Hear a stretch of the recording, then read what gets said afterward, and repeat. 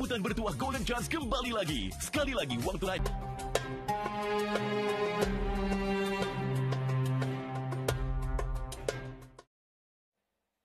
Selamat bertemu kembali. Sudah semakin rancak masyarakat Muslim membuat persiapan untuk Hari Raya. Salah satu bazar yang menjadi tumpuan penduduk di kawasan timur negara sejak seminggu lalu adalah Bazar Hari Raya di Hub Tampines kita.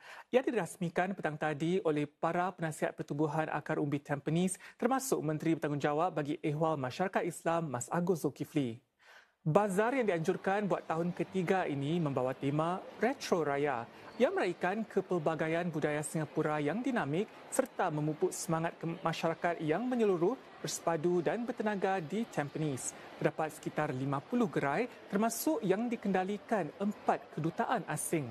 Gerai-gerai antarabangsa itu memaparkan warisan budaya, produk-produk dan pakaian-pakaian yang unik. Ada juga biskut, kek dan keripik buatan yang dijual para peniaga dari rumah atau HPB. Di samping itu, terdapat juga gerai yang dikendalikan Institut Kesihatan Mental atau IMH yang sebahagian usaha menyokong para pesakit IMH yang sedang dalam proses pemulihan. Untuk Bazar Hari Raya, kami mengadakan secara perayaan bazar yang inklusif, memberikan peluang kepada mereka yang menjalankan bisnes sebagai home based business untuk menjual barangan mereka dan juga sekaligus mengundang 4 negara, Jepun, Brunei, Indonesia dan Jordan untuk memamerkan produk-produk mereka. Jadi di Bazar Tampines agak lain, kita bukan hanya mempamerkan atau menjual barang-barang untuk Hari Raya, tapi juga untuk memberikan semua, tidak kira bangsa dan agama, untuk menikmati suasana bazar Ramadan dan Hari Raya. We totally agree with the concept of culture exchange, and we think this is a great opportunity for us to promote and introduce many places of Japan. Majlis Tahunan Nuzul Al-Quran Jamiah diadakan secara menyeluruh tahun ini dengan berlalunya pandemik. Ia bertujuan melibatkan sisi keluarga untuk menghayati Al-Quran. Selain bacaan para qari dan qariah, sebuah pameran dan pengalaman interaktif turut diadakan.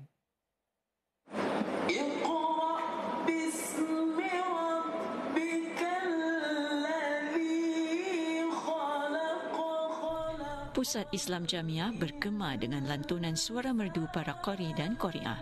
Sempena nuzul Quran, 8 qari dan qariah dijemput untuk menyampaikan bacaan yang mengagumkan. Mereka merupakan johan-johan peringkat negeri dan antarabangsa serta guru-guru Al-Quran.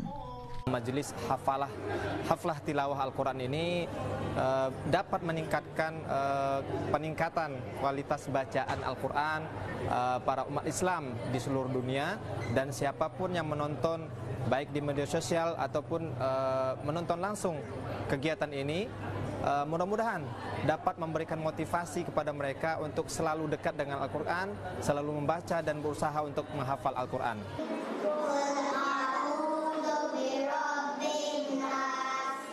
Dalam usaha ini, golongan kanak-kanak tidak ketinggalan. Mereka yang turut serta ialah murid-murid program Little Hufaz Jamiah yang melatih para hafiz cilik. Untuk memupuk rasa cinta dan penghayatan terhadap Al-Quran, pendekatan menyeronokkan diaturkan. Kegiatan-kegiatan melibatkan pelbagai peringkat usia begini dapat diadakan setelah tempoh pandemik berlalu. Pada tahun lalu, majlis ini dapat kami adakan secara hybrid, iaitu secara fizikal di Pusat Islam Jamiah dan disiarkan secara langsung menerusi media sosial. Begitu juga untuk tahun ini. Bezanya, tahun ini pengisian Majlis Nuzul Quran antarabangsa lebih menyeluruh dan merangkumi acara-acara untuk kanak-kanak dan orang dewasa serta sesuai untuk seisi keluarga. Para pengunjung juga dapat melihat koleksi menarik mushaf Al-Quran dengan pelbagai gaya penulisan dan ciri khas. Ini selain tarikan pengalaman Riyadi Maya yang membawa pengunjung ke era 1400 tahun lalu.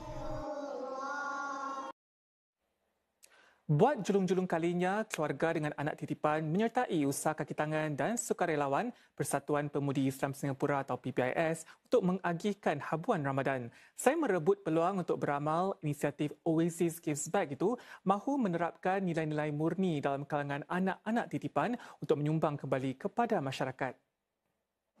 Kaki tangan dan sukarelawan PPIS ini sibuk menyiapkan 110 hamper Ramadan pagi tadi. Mereka disertai 7 keluarga dengan anak titipan di bawah naungan PPIS Oasis. Sebanyak 1,980 barangan telah disumbangkan kaki tangan dan sukarelawan PPIS serta Badan Amal Free Food for All untuk usaha murni ini. Ia termasuk barangan dapur seperti minyak masak, kicap dan biskut serta keperluan asas lain.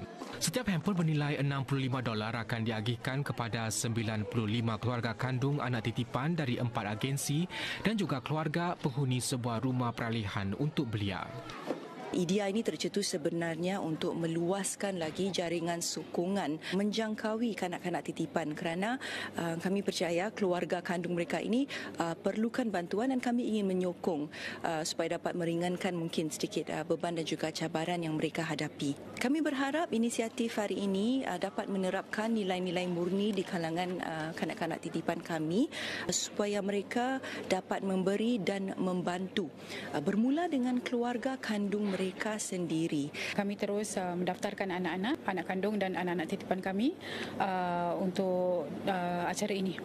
Dan secara tak langsung ingin memupuk nilai-nilai tentang memberi dan berkongsi rezeki di dalam bulan Ramadan, especially sebagai satu daripada amal jariah yang mereka boleh lakukan.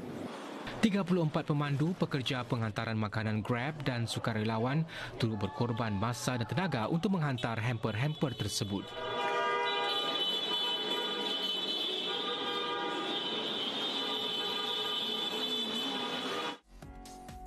Liputan-liputan luar negara